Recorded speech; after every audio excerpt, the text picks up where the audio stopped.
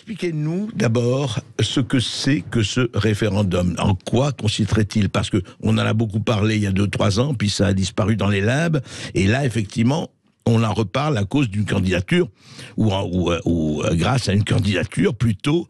Bon, il y a peu d'espoir qu'elle soit représentée, mais au moins la discussion est sur le marché et sur la table, et c'est important. Oui, c'est les pas tant sur la table, mais bon, là, elle y est, c'est une bonne chose. Le RIC qu'il faut défendre, que nous défendons, et qu'il était très important aussi au moment des Gilets jaunes, s'appelle les RIC constituants. Ça, il faut garder en tête cette idée. C'est l'idée que, en fait, la souveraineté devrait appartenir à chaque citoyen. C'est quelque chose qui existe déjà, hein. Ça existe en Suisse, en Uruguay, ça existe en Californie depuis le 19e siècle. Et c'est l'idée que, en fait, il faut d'abord se poser, déjà, en France, il y a beaucoup de confusion sur ces questions. Il faut se poser la question, qui est le souverain en France? On entend souvent, c'est multinational, c'est l'Europe, c'est la Constitution dit c'est les citoyens. Il y a une méthode très simple pour savoir qui est le souverain. C'est aller voir qui a le dernier mot. Celui qui a le dernier mot, c'est celui qui peut changer la Constitution en France. Parce que la Constitution est au-dessus des lois, des multinationales, de l'Europe, de tout. Alors, qui peut changer la Constitution? 3/5 des parlementaires, c'est-à-dire 600 personnes. On est dans un régime où 600 personnes sont les souverains aujourd'hui. Et on le sent, parce que ces 600 personnes, tous les multinationales connaissent par cœur ces 600 personnes. Bien sûr. Et même dans une radio comme la vôtre, ils peuvent décider que vous avez des financements, d'État ou non, que vous avez... Nous, on n'a pas de problème, mais allez-y. Mais ils peuvent le décider. Donc, il faut s'inquiéter. Vous êtes inquiet de leur avis parce qu'ils peuvent vous nuire et vous bénéficier. Mais alors, changer la Constitution pour effectivement instaurer ce RIC, référendum d'initiative citoyen. Mais pourquoi faire? Qu'est-ce que ça apporterait effectivement à la démocratie et au fonctionnement de la démocratie? Donc, qu'est-ce que ça apporterait? Enfin, qu'est-ce que ça apporte? Puisqu'on le sait, ça existe ailleurs. C'est pas une expérience qui sort de la tête. Voilà. Ce qu'il apporte, c'est que je prenais l'exemple de votre radio ou d'une multinationale ou d'une entreprise qui se préoccupe aujourd'hui de la vie de ces 600 députés. Ils peuvent casser leur entreprise ou ils peuvent l'aider, ils peuvent changer des règles à tout moment. Lorsque l'initiative des lois constitutionnelles et le vote des lois constitutionnelles est étendu non pas à ces 600 personnes mais à l'ensemble de la population française, ce qui va se passer immédiatement, c'est qu'on se préoccupe tous de ce que pensera la population à propos des lois, du financement des radios, des entreprises, des multinationales. C'est-à-dire il faudra plaire aux citoyens. Et donc, cela va entraîner des référendums qui sont d'initiative de chaque citoyen. Hein. Vous pouvez initier un référendum, vous écrivez une loi constitutionnelle, vous pensez qu'il faut modifier, par exemple, la législation des médias, vous l'écrivez avec des amis, vous demandez à des associations qui ont des constitutionnalistes qui vous aident, ensuite vous la déposez au tribunal d'instance qui va la valider sur la forme, et ensuite vous cherchez vos signatures. Nous on met 700 000. Si vous arrivez... parce qu'il faut un minimum, sinon n'importe qui pourrait avoir. Non, il faut que ce soit une minorité qui propose. Vous mettez un minimum de 700 000 signatures. 700 000 signatures, ouais. C'est étudié à partir de ce qui se passe ailleurs. C'est-à-dire que l'idée, c'est si on a trop peu, on vote trop et du coup, on ne peut pas discuter de chaque sujet. Et si on n'a pas assez, on vote jamais. Donc, 700 000, c'est le bon chiffre après. D'accord. Et donc, vous avez ces 700 000, ça déclenche automatiquement un référendum qui va déterminer si on change la Constitution avec la loi que vous avez proposée. Donc, chaque citoyen ne doit pas forcément faire de la politique tout le temps, mais si à un moment, il se dit c'est ça qu'il faudrait faire, il peut initier quelque chose. Et à minima, il peut voter sur les initiatives des autres. Ça fait qu'évidemment, on va voter à peu près 12 fois par an. Oui, parce qu'on ne peut pas voter tous les jours quand même. Ça serait... Vous dites à peu près... Quand je dis 12 fois, c'est en réalité 4 fois, mais les référendums peuvent être ensemble. Groupés. Oui. Donc, il y a 3 mois de discussion sur des réformes très précises. Hein. C'est des trucs... en fait, on l'écrit, la loi. Oui. Et ensuite, ces réformes ont le dernier mot par rapport à tout le reste. Donc en fait, ça assure... Ils ont le dernier mot par rapport aux législatifs, à l'Assemblée nationale, et aux députés, etc. Qui continuent à travailler, qui continuent à faire les lois, mais ces lois peuvent être censurées ou peuvent être changées par l'ensemble des citoyens, mais eux ne peuvent pas changer ce qui est décidé directement. C'est comme ça que ça fonctionne dans quelques pays, mais je voudrais par exemple vous prendre l'exemple de pays qui ont le référendum obligatoire, donc pour un changement constitutionnel ou un traité international, ils sont obligés de voter, comme les Danois par exemple. Et eux, par exemple, tous les traités européens, ils les ont votés. Ils vont voter oui, parfois non. Par référendum. Par référendum. Et du coup, ils ont un nombre, les Irlandais c'est pareil, ils ont un nombre de opt-out incroyable. C'est-à-dire, leur Europe à eux, c'est une Europe à la carte. Ils prennent ce qu'ils veulent, et ils prennent pas ce qu'ils veulent pas.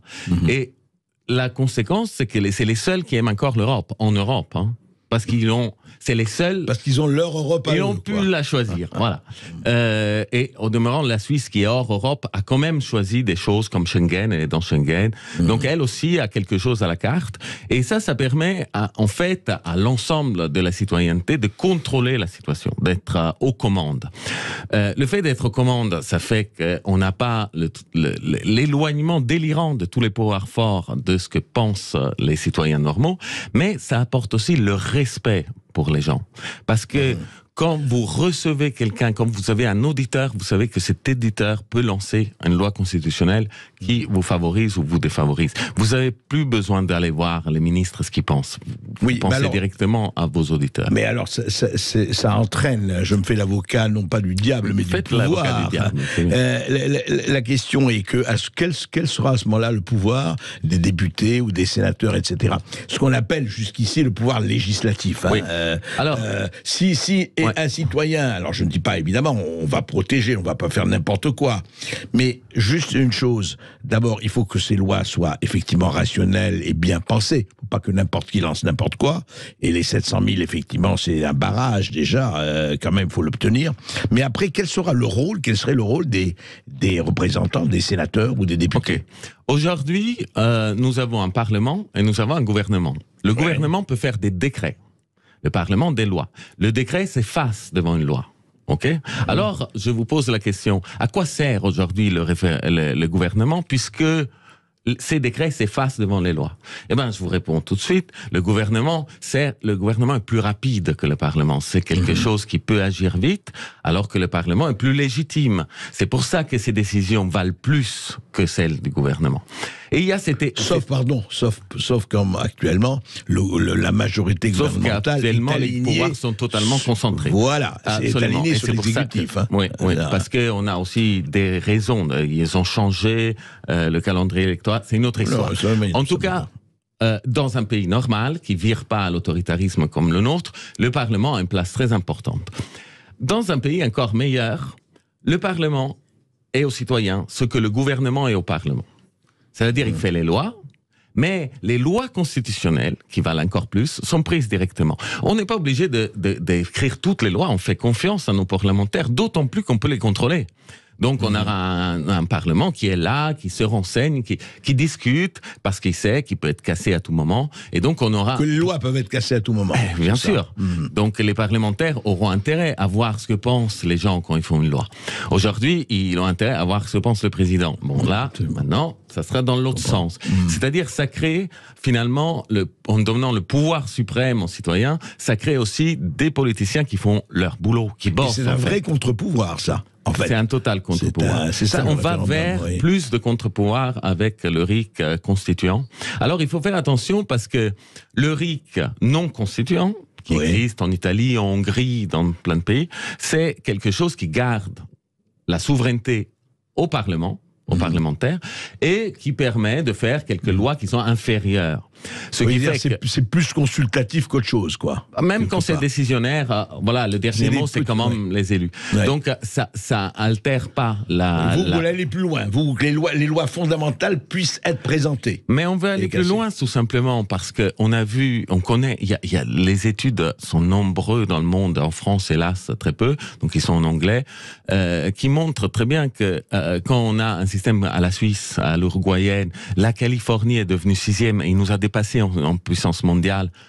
et il a le RIC depuis le 19e siècle, quand 80% des Californiens étaient analphabètes. Pour changer la Constitution, je dis c'est bien ça. Et ben ces pays ont connu une prospérité, ont pas les problèmes démocratiques qu'on a, ont maintenu la défense de leur division des pouvoirs et volonté citoyenne. Là où l'Italie, la Hongrie, etc., avec leur RIC pourri, ils peuvent rien faire. Donc on est quand même au courant de ça. C'est pas qu'on veut aller plus loin, on veut avoir le truc sérieux. En France, en 1993, la quasi-intégralité des candidats à l'élection présidentielle voulaient le RIC. Avaient le RIC en 1993. On ne savait pas, hein, parce qu'à l'époque, le RIC, il faut savoir une chose, c'est pas seulement une bonne mesure, c'est aussi le symptôme du désastre démocratique qu'on vit. Parce que depuis qu'on a des sondages sur cette question, moi le plus vieux c'était 2011, jusqu'à il y a 15 jours où nous-mêmes on a fait avec l'IFOP un sondage sur le RIC constituant, nous avons entre 69 et 83% des Français qui souhaitent l'avoir. Le RIC constituant, avec l'IFOP, c'est 73%. 3 sur 4 Français qui veulent. Combien de députés veulent l'avoir? Eh bien, notre proposition de loi a été soumise à l'Assemblée par Jean Lassalle. Et signée aussi par Dupont-Aignan. Combien ils sont? Ils sont 6. Sur 577, ça fait 1%. On a une mesure que 75% des Français veulent et 1% de leurs élus veulent. Bah oui, vous leur enlevez du pouvoir, là. Non, mais d'accord, mais normalement, l'idée de notre démocratie, c'est que les partis suffisent à refléter les demandes venues du bas. Cela, c'est fini. Voilà. Donc, il est évident qu'il faut changer les choix.